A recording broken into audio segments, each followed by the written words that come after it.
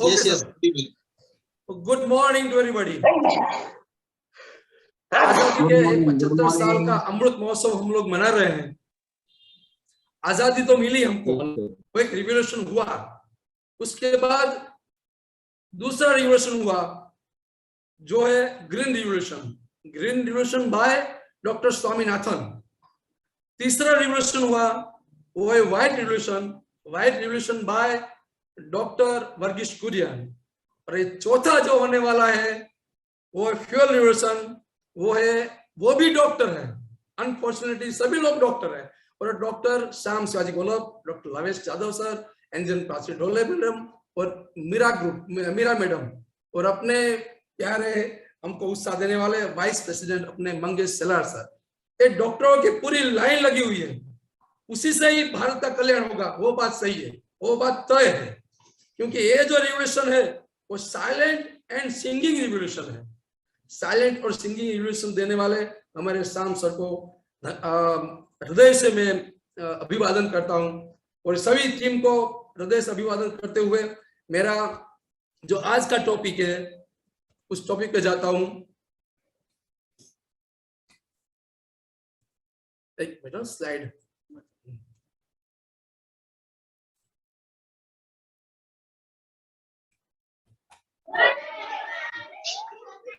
Excuse me. आज का topic है चाइल्ड रिवॉल्यूशन। जो आंदोलन, जन आंदोलन अपने डॉक्टर श्याम शिवाजी गोलब सर और एमसीएल ने बनाया है, पूरा जन आंदोलन सभी को इकट्ठे करते हुए सभी के दिमाग में जो जो आइडियाज है, जो आइडियाज को शेयर करने का जो मौका दे रहे हैं। क्योंकि हर एक का दिमाग में कुछ न कुछ चलता होता है, कुछ न कुछ नया करने की उसकी आश होती है। तो उसमें जो इसकी एक्सपर्टीज होती है वो हमारे जो एमसीएल ग्रुप में एमबीपी ये जो FIM सेशन में हम लोग शेयर करते हैं। तो उस हिसाब से मैं आज मेरा जो टॉपिक है वो चाइल्ड एजुकेशन। चाइल्ड एजुकेशन मतलब बच्चे को क्या शिक्षा देना चाहिए। अभी जो चल रहा है हमारे देश में, जहां देखो वहां स्वार्थ के बिना कोई एक कदम भी आगे नहीं चलाता। क्या मिलेगा वहां जाके, क्या होगा, मेरे घर पे क्यों आए हो, कुछ लेने आए हो, कोई बात, कोई स्वार्थ के बिना कोई आगे चलता ही नहीं है। इसका मेन रीजन है क्योंकि हमारा जो पूर्वज ने दिया हुआ, हमारे जो धरोहर रूपी, जो हमारे गौरवशाली इतिहास, जो विश्वविद्यालय था, वो विश्वविद्यालय अंग्रेज लोगों ने बर्बाद करके रखा है। जब अंग्रेज लोग यहाँ आए थे तो वो तो व्यापार करने आए थे ऐसा हमने सोचा था, लेकिन उसके दिमाग में कुछ अलग था। उसने देखा व्यापार तो हो रहा है अच्छी तरह से, लेकिन ये लोग जो हम जो गुलाम बनाने जा रहे हैं, तो गुलाम तो होते नहीं है। हमारे जो हम जो बात बताते हैं वो करते नहीं है। क्यों नहीं करते हैं, वो क्यों नहीं गुलाम होते हैं? क्योंकि हमारे पास ऐसी गौरवशाली इतिहास था, गौरवशाली विश्वविद्यालय था, उसी में से गुरु परंपरा, गुरुकुल था, उसी में से निकले हुए हम लोग थे। हम अपनी बनाई हुई सिस्टम से चलते थे। तो उसमें अंग्रेज लोग ने सोचा कि ये लोग नहीं आएंगे। उसमें से एक दिमाग था, क्योंकि यूरोपियन लोगों के पास दिमाग बहुत ज्यादा होता है। मैकोले करके एक आदमी आया, इंसान, उसने सोचा कि ये क्यों नहीं होते हैं हमारे अंडर में, क्योंकि उनकी जो एजुकेशन सिस्टम है ना, वो सिस्टम बहुत जबरदस्त है। ये एजुकेशन सिस्टम को अगर बदलेंगे तभी जाके ये लोग हमारे नीचे आएंगे। तो ये एजुकेशन सिस्टम को बदल के मैकोले सिस्टम दाखिल कर दिया। सिस्टम मैकोले दाखिल करने से क्या हुआ, जो हमारी जो सिस्टम थी उसी सिस्टम में शिवाजी महाराज, वीर अभिमन्यु, ध्रुव, प्रहलाद, चाणक्य लोग जैसे लोग पैदा होते थे, उसमें से निकलते थे। लेकिन मैकोले सिस्टम में पूरा सिस्टम उसने खराब कर दिया, नष्ट कर दिया अंग्रेज लोगों ने। तभी जाके अपने श्याम शिवाजी गोलब सर आए और उन्होंने क्या करते हैं, हम क्या करेंगे तब ये पूरा सिस्टम बदलेगा। इसी हिसाब में उसी के आगे जाके पूरा सिस्टम बताया कि क्या होना चाहिए। तो उसमें बच्चों को अगर आगे ले जाना है तो हमारी परंपरा है, परंपरा के अनुसार अगर हम उसको शिक्षा देंगे तभी जाके वो आगे जाएगा। परंपरा में क्या होता है, जब बच्चे 0 से 5 ईयर का होता है तब उसमें अन्नमय कोश का विकास होता है। जब बच्चा छोटा होता है तब वो उस खाने की सोच में होता है, जब जहां भी जाता है वो कुछ न कुछ खाता रहता है। क्यों खाना खाता रहता है? क्योंकि उसका अन्नमय कोश का विकास होता है। फिर 5 साल के ऊपर जब बच्चा जाता है तब उसका प्राणमय कोश का विकास होता है। प्राणमय कोश मतलब उसको मस्ती करना, उसके अंदर जो स्पिरिट है, उसका जो प्राण है, वो प्राण जाग उठता है कुछ करने का, बस धमाल मचाने का। उसमें इतनी उत्साह होती है तो पूछो ही मत। क्यों? क्योंकि उसमें प्राणमय कोश का विकास होता है। जब बच्चा 10 साल के ऊपर जाता है तब उसका मनोमय कोश का विकास होता है, उसका मन का विकास होता है। वो संकल्प और विकल्प दोनों को अच्छी तरह वो कर पाता है। ये करूं या वो करूं, एक ना करूं वो ना करूं। ये कैसे होता है, ये क्यों होता है ऐसा, ये हर बार हमको पूछता रहता है, क्योंकि उसका मनोमय कोश का विकास होता है। और चौथा, जब विज्ञानमय कोश का विकास होता है वो 15 साल के ऊपर, तब उसकी बुद्धि काम करती है। बुद्धि से वो सोचता है कि मुझे क्या करना चाहिए, क्या करना कि नहीं करना चाहिए। और जब ये पूरा अप टू डेट उसको मिल जाता है तब उसको आनंदमय कोश, उसकी पूरी लाइफ उसमें जाती है।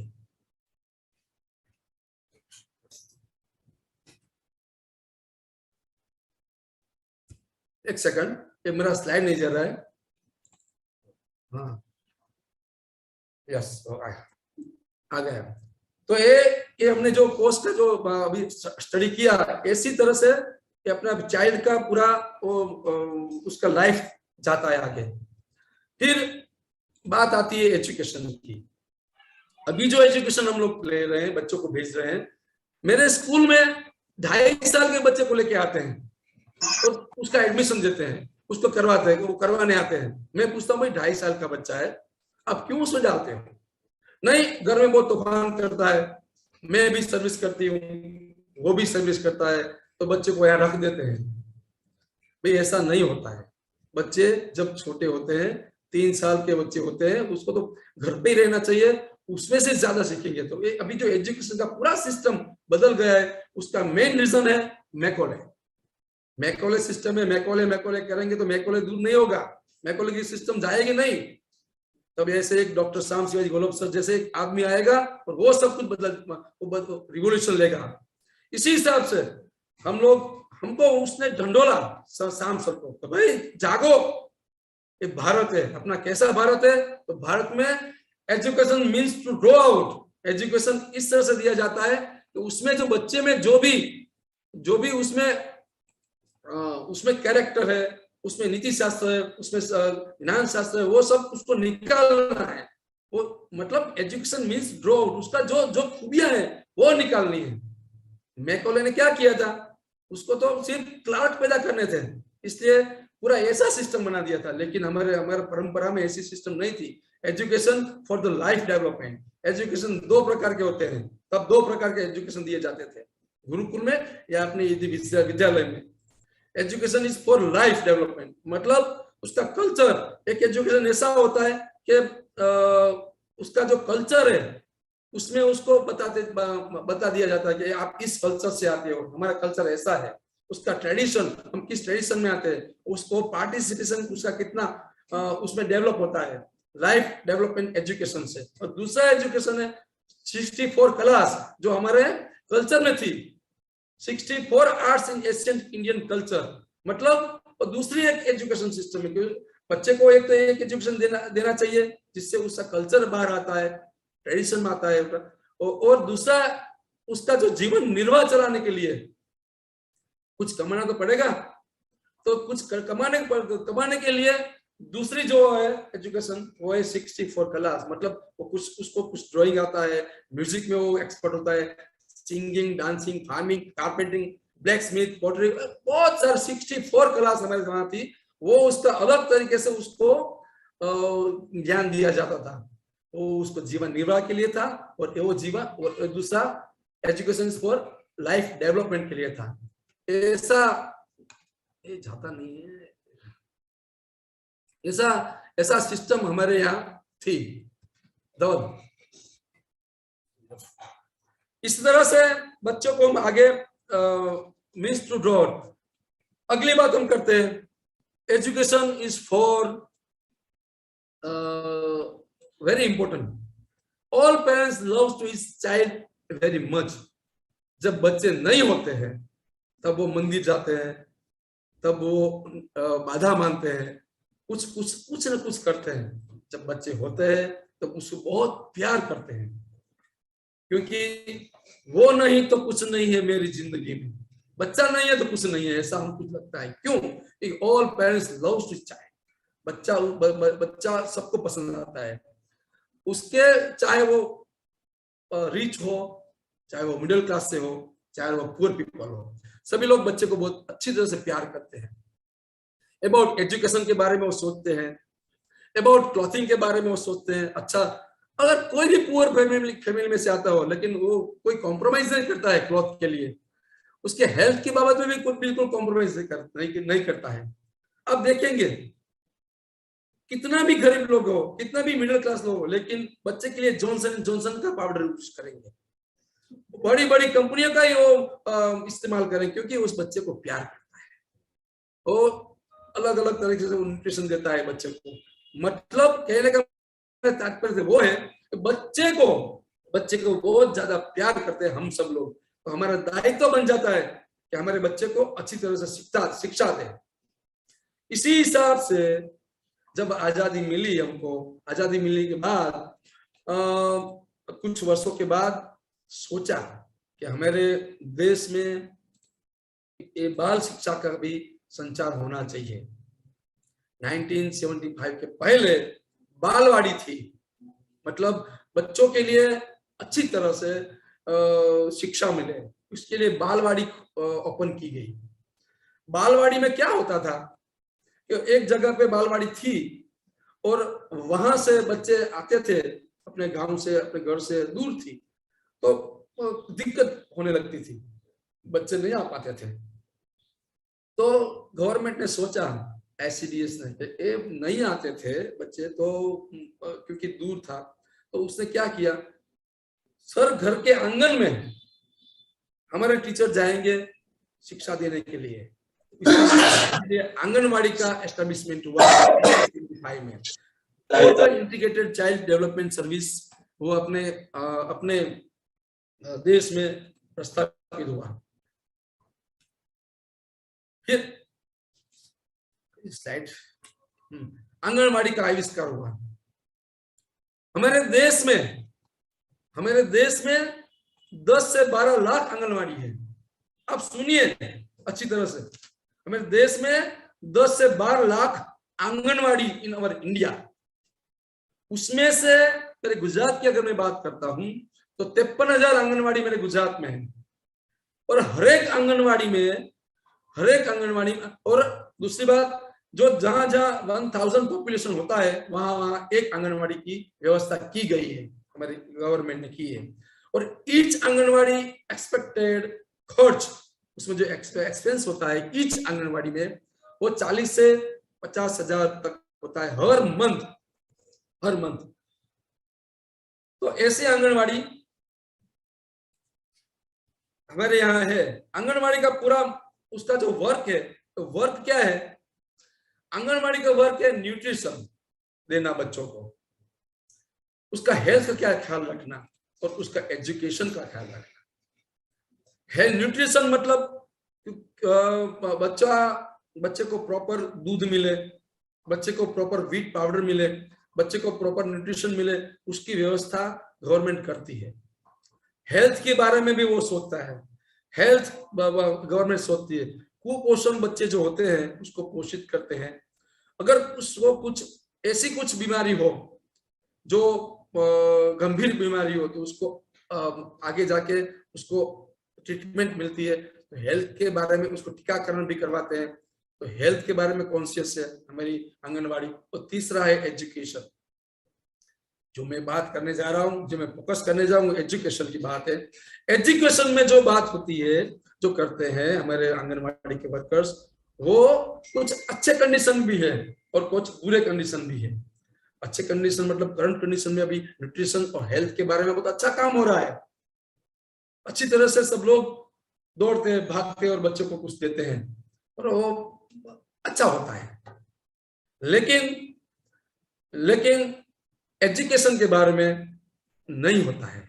वो गवर्नमेंट ने भी माना है, गवर्नमेंट ने भी वो एक्सेप्ट किया है। क्यों नहीं होता है? तो उसके पास no well trained teacher staff. Teachers जो होते हैं वो टीचर्स गांव के कोई विधवा भाई होते हैं, विधवा बहन होती है, अथवा कोई अनएजुकेटेड पर्सन होते हैं, उसको उठाकर उसको उसमें बिठा देते हैं। ट्रेन टीचर नहीं है, ट्रेन स्टाफ नहीं है।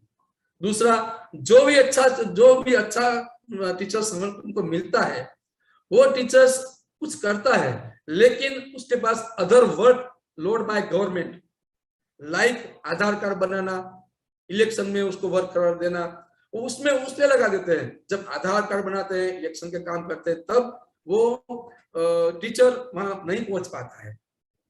तब बच्चे खुले आसमान के नीचे कभी आते ही नहीं है, कभी वो जो आते हैं तो धमाल करते हैं, अच्छी तरह से उसको शिक्षा नहीं मिलती है क्योंकि उसको अदर लोड बहुत ज्यादा है।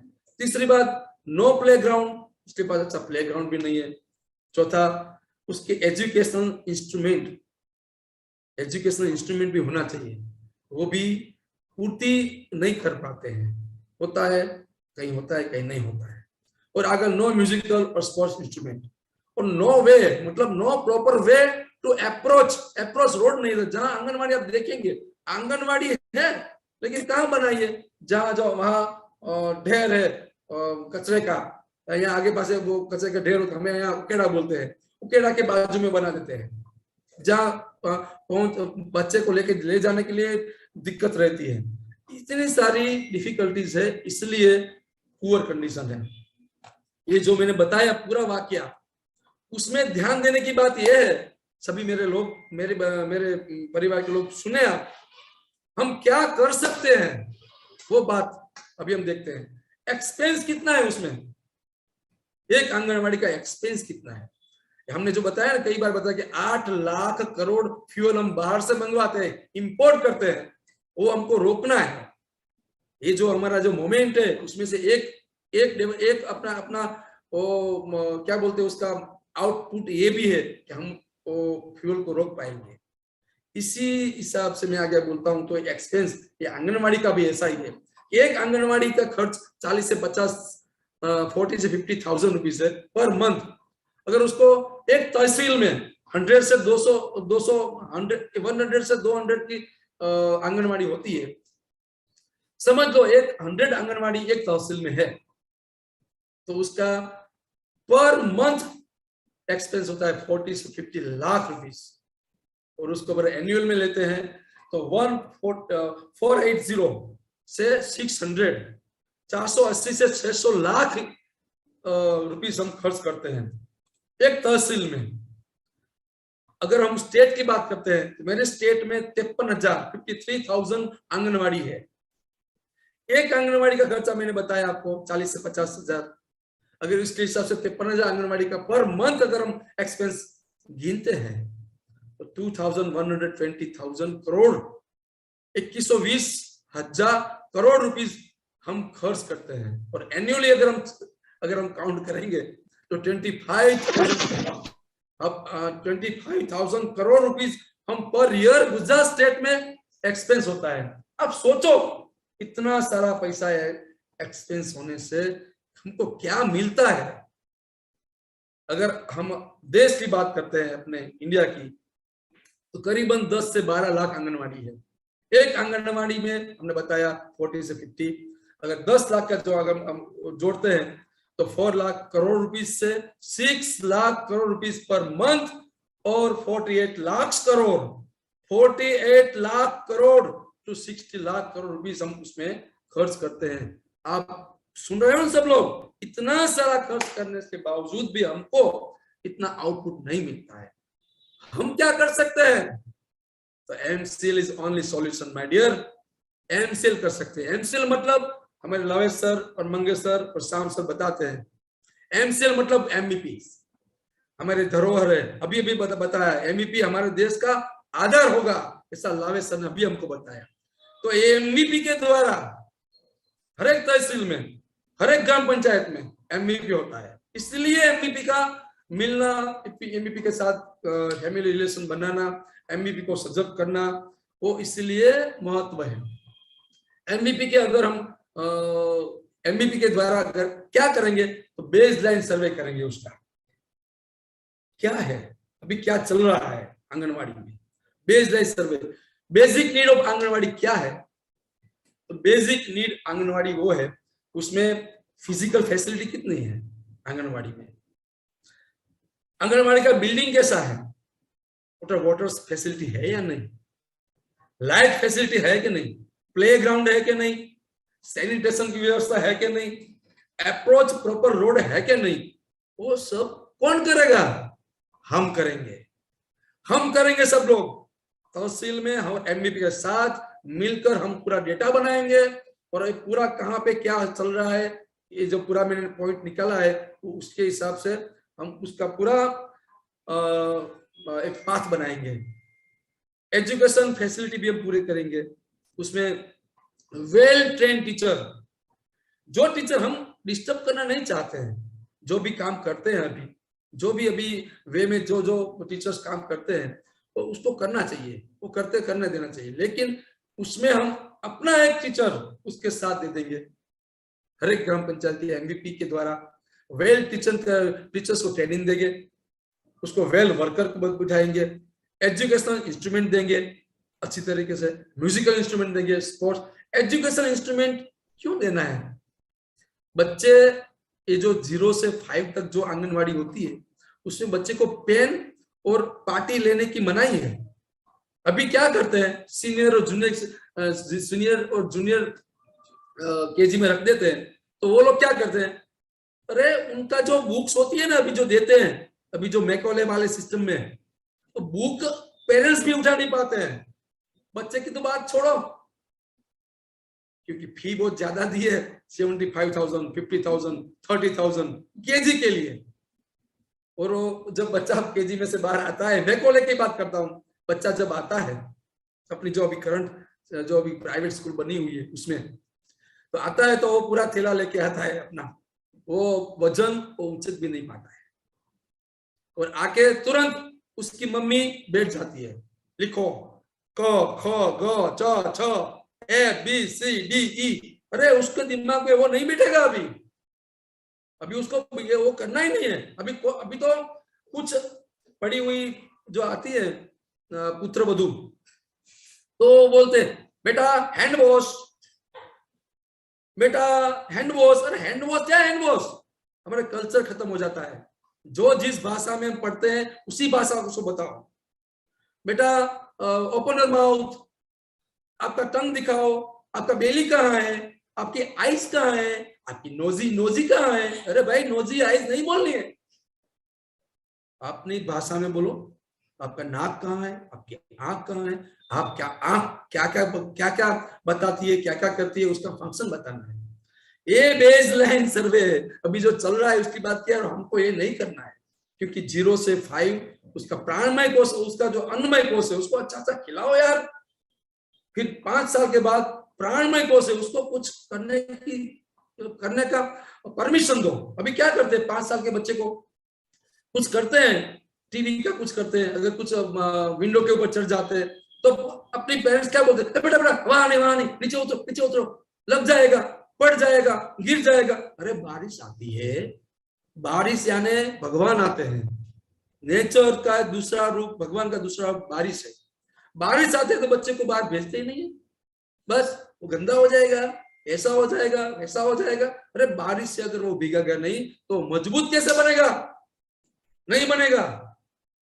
उसमें बारिश को भिगोने दो, क्योंकि ये मतलब हमारे कहने का मेरा भावार्थ ये है, 0 से 5 और 5 से 10 तक उसका जो प्राणमय कोष है उसका विकास होने दो। हम लोग प्राणमय कोश का विकास करने की पूरी ट्रेनिंग देंगे टीचर्स को, और बच्चे को इतना सक्षम बनाएंगे।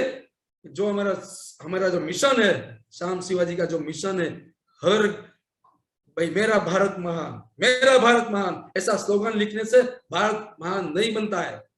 हर घर झंडे, हर घर झंडे, तिरंगा हर घर, घर घर तिरंगा, अच्छी बात है, भावना जागृत होती है। भावना से बात नहीं बनती है, अभी लवेश सर ने बताया, भावना रखने से बात नहीं बनती है, काम करना पड़ता है।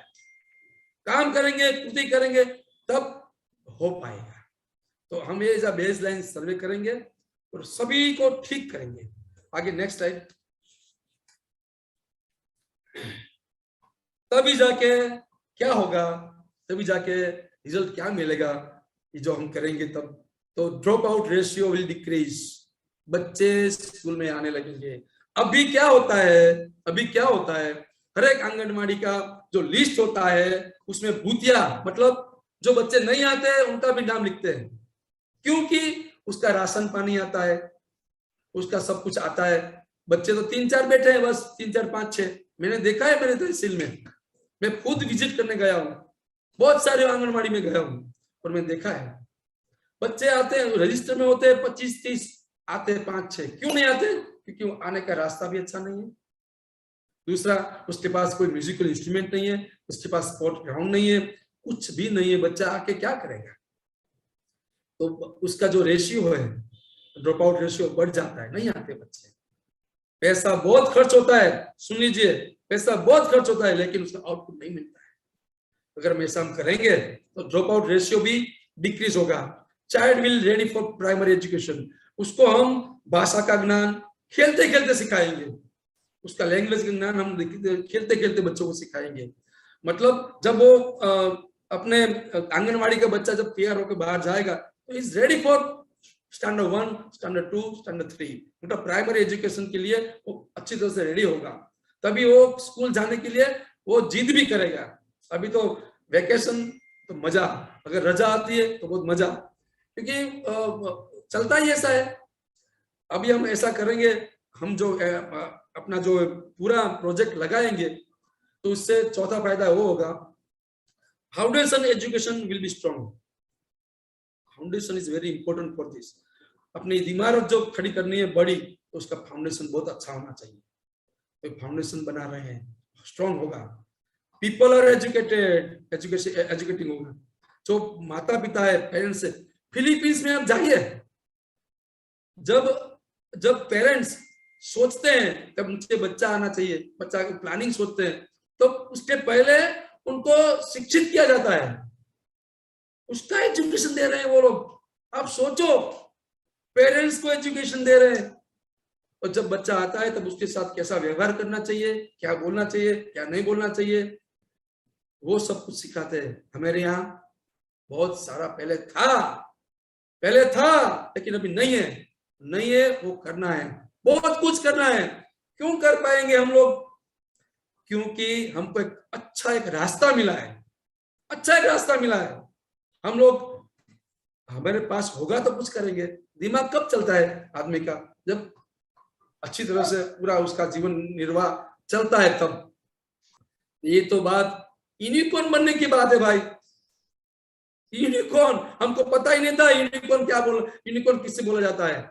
यूनिकॉर्न बनाने जा रहे हैं हमारे लोग, ये हमारी पूरी टीम, हमारी पूरा ये परिवार। तो इस हिसाब से हम लोग सब कुछ कर पाएंगे। मेरा कहने का तात्पर्य वो है, हम सब कुछ कर पाएंगे जो हमें दिमाग में आएगा। और अच्छे दिमाग वाले हम इकट्ठे हुए हैं, जो भी आए हैं ना वो अच्छे दिमाग वाले ही आए हैं, अच्छे लोग ही आए हैं उसमें, क्योंकि भगवान ने चुन कर दिए हैं। ये सब लोग जो आए हैं ना वो भगवान ने दिए, ग्रेस ऑफ गॉड। इसी हिसाब से हम लोग सब कुछ कर पाएंगे और बच्चे आंगनवाड़ी में दौड़ के जाएंगे। ये पूरा वाकया जो है, पूरा जो सिस्टम है कैसा होना चाहिए, तो उसका एक आदर्श भी होना चाहिए। जैसे हमारे कोलार में प्लांट है, पता है ना, मर्सिडीज में हमारा गैस चलता है, लिक्विड होता है, अपना बायो फर्टिलाइजर होता है। पूरा कार्तिक सर ने पूरा अच्छी तरह से बताया था, ये किया है, ऑसम मोमेंट थी। कैसे हमको जब भी वो बताया हम लोग 2 फुट ऊंचे चल के दौड़ने लगे। क्यों? क्योंकि हमारे पास था, मॉडल बनाया। इसी हिसाब से ऐसा एक दक्षिणामूर्ति बाल मंदिर जो भावनगर स्थित है, मैं खुद वहां गया हूं। बच्चे जब आते हैं स्कूल में, नो ड्रेस, अभी तो क्या कर दिया, टाई लगा दिया है बच्चे को। अरे बच्चे को टाई लगाने की नहीं बात कर रहे लवे सर, अपनो हमको टाई लगाने की बात करते हैं। क्यों? हम लोग अच्छी तरह से उसको मतलब के अच्छी तरह से बैठना चाहिए, अपना पूरा एनवायरमेंट अच्छा होना चाहिए, अपना बैकड्रॉप अच्छा होना चाहिए। कब हम ऐसी एक फौज के साथ, ऐसा एक रिवॉल्यूशन में हम जुटे हुए हैं, तो कुछ लगना चाहिए, उसकी कीमत होती है वजन बढ़ाने के लिए। लेकिन ये बच्चे को जरूरत नहीं है। बच्चा आता है, मैं गया था जब बाल मंदिर दक्षिणामूर्ति में, गिजूभाई बधेका, जो मुछाली माँ उसको बोलते हैं, वो उसने आज उसका 102 साल पूरे होते हैं। आज ही के दिन बर्थ हुआ, 102, और 103 के साल में वो प्रवेश हुआ उस इंस्टीट्यूट को। वहां में गया तो मैंने देखा बच्चे आते हैं, दौड़ के आते हैं, जो भी ड्रेस पहना है वो ड्रेस में, नो उसके पास कुछ नहीं होता है, कोई दफ्तर कोई बैग नहीं होती है। आके खेलते हैं, खेलने के बाद एक बहन वहां एक थाली में एक थाली बजाती है। जब थाली बजाती है तब सभी बच्चे दौड़ के अपने घर, अपने असेंबली हॉल में इकट्ठे हो जाते हैं। और असेंबली हॉल में उठे के पूरा घंटा 1.5 घंटा असेंबली चलता है। असेंबली में गीत गाने बजते हैं, क्योंकि बच्चे को अगर कुछ भी सिखाना है तो उसको इंस्ट्रक्शन मत दीजिए। हम क्या करते हैं, वो करो या करो, मतलब हम लोग क्या करते हैं, उसको क्या बोलते हैं, हम लोग सिर्फ शिखामण देते हैं, शिखामण गुजराती में बोलते हैं, शिखामण देते हैं। बस ये करो, ये खाओ, ये मत खाओ, ये करो, ये करो। शिखामण से मतलब क्या उसको बोलते हैं, इंस्ट्रक्शन से बच्चे अच्छे नहीं होते, उसमें वो गुण संक्रांत नहीं होते। अगर शिवाजी बनाना है, अगर राणा प्रताप बनाना है, अगर उसको चाणक्य बनाना है, तो उसका रोल उसको करना पड़ेगा। जब रावण जब सीता को लेके आता है और उसको वहां रखता है, तो वो तो बहुत बहुत ज्ञानी था। सीता माता नहीं मानती है, बहुत सारा उसको इंसेंटिव दिया, लेकिन सीता माता जी नहीं मानी। तो रावण के उसके भी कलीग्स होते हैं, बहुत सारे लोग, पंडित लोग उसके पास होते हैं। तो रावण को बोलते हैं कि भाई सीता माता को अगर आपके पास लाना है तो एक रास्ता है। तो कौन सा रास्ता? तो आप तो जो चाहे वो रूप ले सकते हो, ऐसा करो, आप राम है ना, राम का रूप ले लो, राम का रूप लेके सीता माता के आगे जाओ। रावण भी बहुत बुद्धिशाली था, उसका 10 सीट थे भाई, उसकी बुद्धि थी। उससे बताया कि भाई अगर मैं राम का रोल करूंगा ना, तो मैं सीता माता की अपेक्षा ही छोड़ दूंगा। मैं उसके तरफ देखने का नजरिया ही बदल जाएगा अगर मैं राम का रोल करूंगा तो। इसी हिसाब से ये जो अगर संक्रांत करना है हमारे बच्चों में गुण को, तो हमारे जो फैमिली में भी ऐसा एटमोस्फेयर उभा करना पड़ेगा, खड़ा करना पड़ेगा। अभी क्या चलता है देखो, बच्चे खेलते हैं, उसके पापा का फोन आता है किस कहां से, और पूछते हैं अरे BR पटेल सर कहाँ हो। अगर उग्राणी का फोन आया तो मैं क्या बोलूंगा, अरे मैं तो अभी ट्रैफिक में हूँ, मैं अभी बाहर हूँ, मैं तो अभी घर पे नहीं हूँ। ऐसा झूठ बोलते हैं मोबाइल पे। वो बच्चा सुनता है, बच्चे को पता चलता है पापा यहाँ बैठे हैं और बोलते हैं मैं तो यहाँ नहीं हूँ। तो वो बात सही है, वो ऐसा करना चाहिए। वो झूठ बोलने की किसने सिखाया? हमने सिखाया। वो जो देखता है वो करता है। तो ऐसे प्रशिक्षण हम पेरेंट्स को भी देंगे, हमारे बच्चे को भी देंगे। ऐसा प्रशिक्षण देने वाले हमने ये भावनगर में देखा। बच्चों खेलते हैं तो अभी जो करंट जो प्रिंसिपल है वहां का विपुल व्यास सर, उसके साथ बहुत सारा मेरे स्कूल का वो आते थे और मेरे स्कूल में वो ट्रेनिंग देते थे। और मेरे स्कूल में सभी बच्चे, केजी के बच्चे को ऐसा है, कुछ नहीं करना, बस खेलना है। प्रैक्टिकल ज्ञान देते हैं उसको, तभी हम प्रैक्टिकल ज्ञान देना चाहते हैं। आगे की स्लिप। ये आदमी बलवंत पारेख सर, जो फेविकोल के मालिक है, पेडीलाइट के, वो जो भावनगर डिस्ट्रिक्ट के महुआ तालुका की है, उसने 325 आंगनवाड़ी दत्तक ली है। 325 आंगनवाड़ी, 325। उसमें एक गिजूभाई बदेका का पूरा स्टाइल उसमें डाला है। और ये ऐसा वो करने जा रहे हैं जो हम सोच रहे हैं। आगे, शिक्षक कभी साधारण नहीं होता। प्रलय और निर्माण दोनों उनकी गोद में पलते हैं। अभी क्या होता है, सभी जो स्कूलें होती है, तो स्कूल में जो टीचर्स होते हैं ना, टीचर्स का जो केजी सेक्शन जो होता है ना, उसमें जो सबसे छोटा वाला, उसका टीचर का पगार कितना होता है मालूम है? उसकी सैलरी सबसे कम सैलरी देते हैं ये सब लोग जो बिजनेस करते हैं वो लोग। मैं भी बिजनेस करता हूं अपने स्कूल में, लेकिन मैंने अप्रोच बदल दिया है। जो भी केजी सेक्शन के जो टीचर है, उसकी 5 डिजिट में मैं सैलरी देता हूं। वो कम नहीं है। उनको 3-4 घंटे ही रुकना है स्कूल में। 3-4 घंटे रुककर पूरा उसका पूरा एफिशिएंसी उसमें डालना है। क्यों? क्योंकि शिक्षक कभी साधारण नहीं होता। शिक्षक की गोद में प्रलय और निर्माण उनकी गोद में पलते हैं। तो हमको ऐसे शिक्षक बनाना है, हमको ऐसे बच्चों को ट्रेनिंग देने वाले अच्छे महिलाएं बनानी है, हमको बच्चे को अच्छी तरह से रखे, ऐसे पेरेंट्स निर्माण करने हैं। तभी ये पूरा हम करने वाले हैं। और हमको पूरा पावर हमारे पूरे एमसीएल परिवार ने दिया है।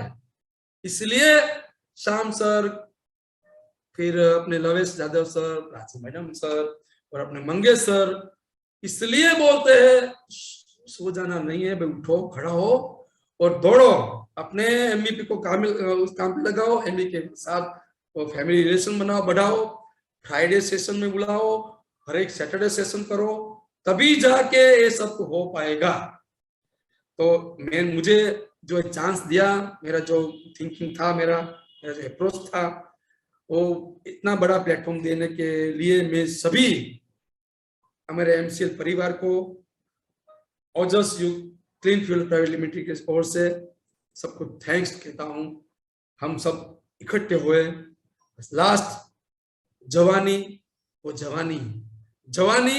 जवानी जाती जाती कान में कहते जाए, मतलब गुजराती में बोलता हूं मैं, जवानी वो जवानी जती जती कान में कहती जवानी, हूं फरी पची पाची नथी आवानी। मेरा दूसरा भी बात है, वो जवानी नहीं जिसकी कोई कहानी न हो। एक कहानी बनाने की बात है मेरे यार, कहानी बनाओ और जो दिल में है वो प्रस्थापित करो, अपने देश को सुजलाम सुफलाम बनाओ। Thanks to all, thanks to